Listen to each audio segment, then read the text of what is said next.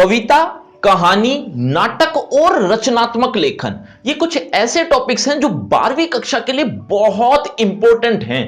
अगर आप इंटरेस्टेड हैं इन टॉपिक्स को लेकर तो आज हमारे साथ बने रहिए, क्योंकि आज हम इसी के बारे में सीखेंगे। तो आइए शुरू करते हैं। नमस्ते, मेरा नाम आशीष है।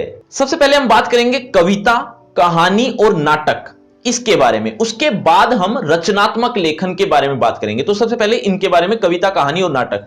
देखो बच्चों, पहले तो एक कंफ्यूजन मिटा देता हूं आपको कि ये कविता, कहानी और नाटक है क्या।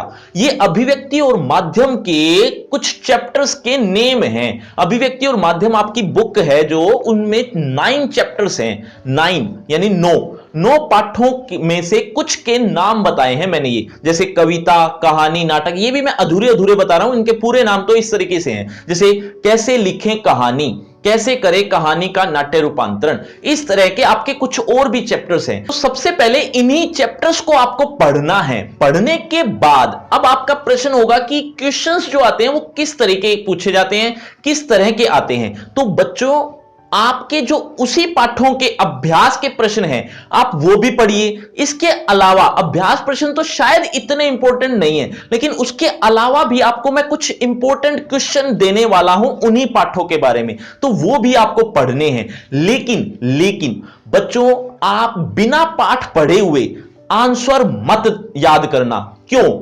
जिस तरह से आपका कोई भी एक पाठ ले लेते हैं, मान लो नमक पाठ है, आपकी 12वीं कक्षा का एक पाठ नमक पाठ से कोई आपसे प्रश्न पूछा जाए तो आप जवाब दे दोगे अगर आपने पाठ पढ़ रखा है। तो अगर आपने पाठ बिल्कुल भी नहीं पढ़ा तो इजी से इजी क्वेश्चन, यानी बहुत आसान प्रश्न भी अगर आपसे पूछ लिया जाए तो आप जवाब नहीं दे पाओगे।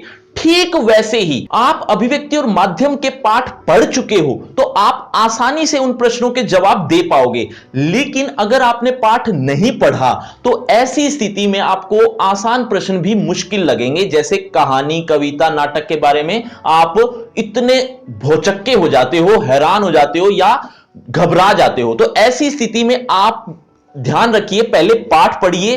पाठ पढ़ने के बाद आपको जरूरत पड़ेगी अभ्यास प्रश्नों के उत्तरों की। उसके अलावा आपको इंपॉर्टेंट क्वेश्चन भी चाहिएंगे। तो उसके लिए मैंने आपके लिए डिस्क्रिप्शन बॉक्स में ऊपर ही ऊपर एक लिंक दिया है। उसमें अभ्यास प्रश्न भी मिलेंगे, उसमें इंपॉर्टेंट क्वेश्चन भी मिलेंगे हर एक पाठ के, तो वहां से आप देख सकते हैं। लेकिन कोई भी किसी भी तरह का डाउट हो तो आप मुझसे पूछ सकते हो। अब बात करते हैं रचनात्मक लेखन की। अब ये रचनात्मक लेखन क्या है? रचनात्मक लेखन में आपको अपनी रचना करनी है। किस पर करनी है? आपको कुछ टॉपिक्स दिए जाएंगे, उन टॉपिक्स पर आपको लिखना है। अब ध्यान से अध्ययन करें तो ये एक तरह का अनुच्छेद लेखन ही है, और अनुच्छेद लेखन आप पहले से ही देख चुके हैं।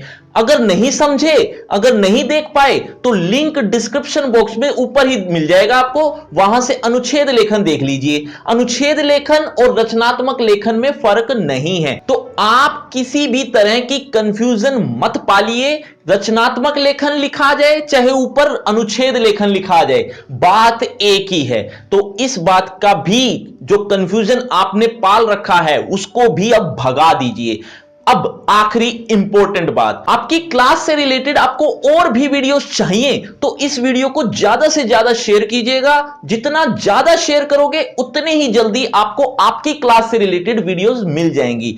और अब इतनी ही देर तक रुके ही हो तो आपको एक छोटी सी ट्रिक और बताता हूं।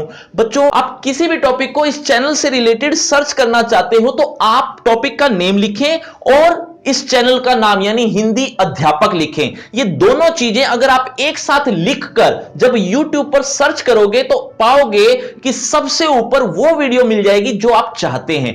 यकीन नहीं आता तो आप एक बार चेक कर लीजिए। चलिए, शुक्रिया, धन्यवाद।